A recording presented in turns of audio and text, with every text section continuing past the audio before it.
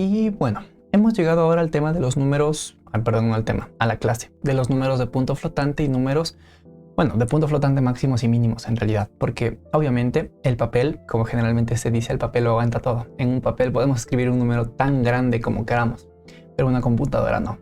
En una computadora tenemos límites. Entonces, definir esos límites es muy importante y es justamente lo que vamos a hacer en este punto. ¿Ok?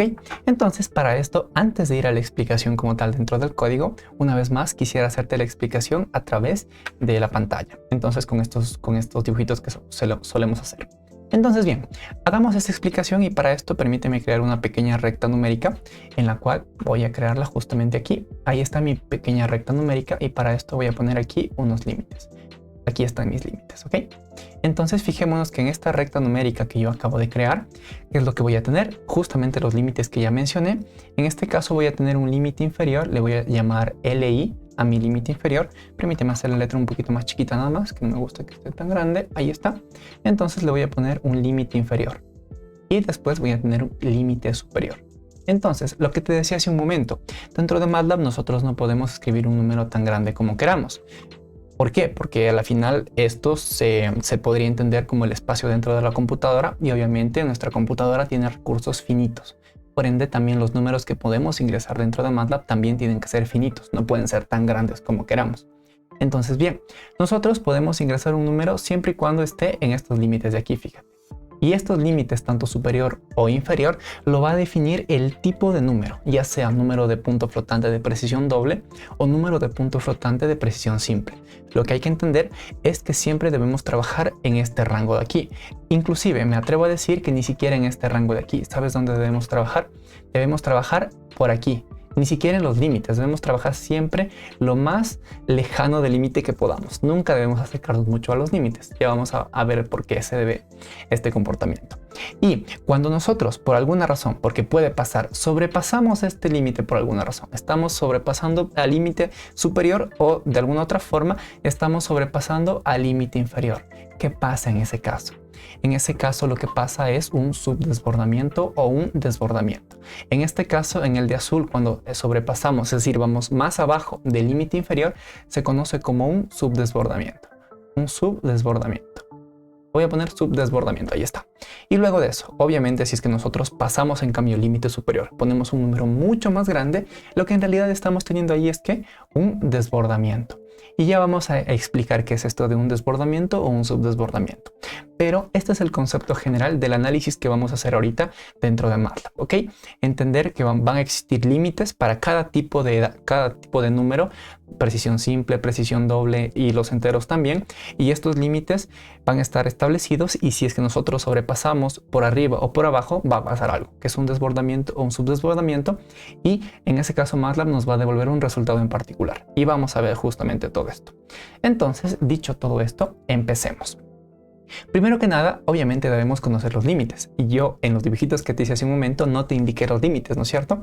Pero eso se debía a que esto, como ya te lo dije varias veces, perdón por ser tan repetitivo, se debe a que depende mucho del tipo de número. Por ejemplo, para nosotros conocer el número máximo, ya sea de número de punto flotante, de precisión doble o de precisión simple, debemos utilizar la función realMax.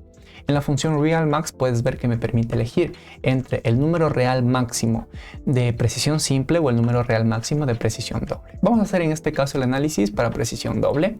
Ahí podemos ver que el número más grande, el límite superior que podemos trabajar dentro de MATLAB, ¿cuál es? Es el número 1.7977 por 10 elevado a la 308. Es un número increíblemente grande en realidad, pero sigue siendo finito. Por lo tanto, si pasamos este número va a ocurrir un desbordamiento, de lo cual ya vamos a hablar.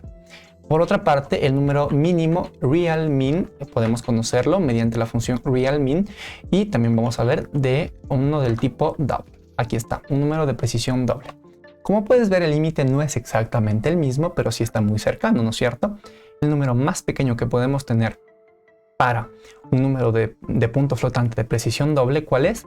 2.2251 por 10 elevado a la menos 308. ¿Ok?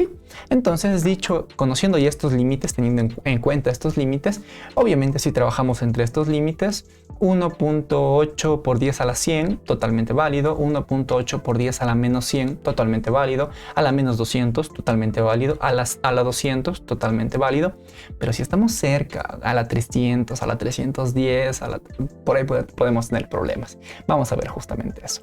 Fíjate que aquí, ¿qué es lo que pasa cuando yo tengo un número más grande? Por ejemplo, por simplificar, voy a poner 2e a la 308. Vamos a ver qué pasa aquí.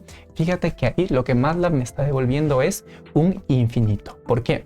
Porque para MATLAB, cuando hacemos esto, pasamos el límite superior, nos estamos yendo más arriba del límite superior, MATLAB ya no lo puede procesar. MATLAB directamente nos dice, oye, ese número ya es muy grande, entonces lo que estoy entendiendo yo, como es tan grande, directamente te digo, eso es infinito.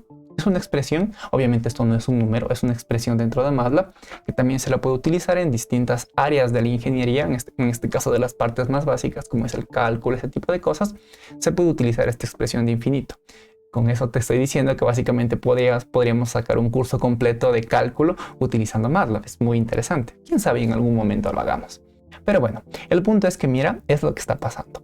Una vez dicho esto, eso se entiende como desbordamiento, ¿ok? Un desbordamiento ocurre cuando yo paso el límite superior y me devuelve este infinito. Lo que está pasando es que el número se ha desbordado, es demasiado grande. Y un subdesbordamiento, como ya te imaginarás, es cuando yo me estoy yendo hacia el otro lado. Mi límite superior está aquí, mi límite inferior, perdón, está aquí y yo me voy hacia más a la izquierda, es decir, es más chiquito que mi límite inferior. En este caso pongamos igual 2e a la menos 308 y aquí va a pasar algo bastante curioso. Fíjate que el número todavía se sigue procesando. Si es que yo pongo, por ejemplo, la 310, el número se sigue procesando. Fíjate que a la menos 310 ya es más pequeño que el real mínimo a la menos 308. Y tú te preguntarás, oye, ¿pero por qué está pasando eso? Ya debería haber ocurrido el subdesbordamiento. Y lo que pasa es que algunos límites no son fijos, son un poquito variables en realidad. Por eso te digo que no es conveniente trabajar cerca de estos límites porque tú no puedes tener la garantía de decir, ok, todavía no supero el límite, entonces no ocurre ni desbordamiento ni subdesbordamiento. Tú no tienes esa garantía porque el límite no es fijo.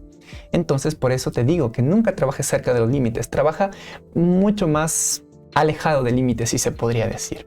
Pero si vamos a un número más grande, por ejemplo a la menos 320, todavía se sigue procesando, vamos a la 340, ahí ya no se procesó.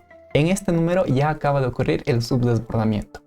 ¿Por qué ocurre el subdesbordamiento? Que no se note que me estoy trabando. Pero bueno, ¿por qué ocurre este subdesbordamiento? Sencillo. Aquí está mi límite y ya lo sobrepasé demasiado. Pero como el número es tan chiquito, pues MATLAB dice, oye, ya no lo puedo procesar, yo te devuelvo 0. Porque el número es tan chiquito que yo ya no lo diferencio del 0.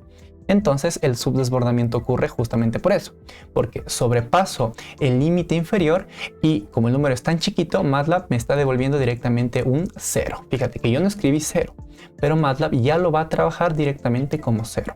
¿Ok? Entonces a eso se le conoce como en cambio subdesbordamiento. ¿Ok? Entonces entendiendo esto, ya podemos continuar con la siguiente parte. Sin embargo, este análisis que hicimos, lo hicimos para números de precisión doble.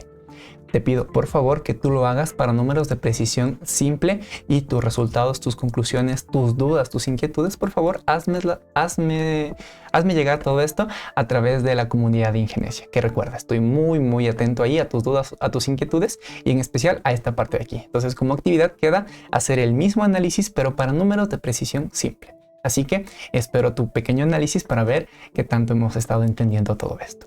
Entonces, bueno, te veo en la siguiente clase.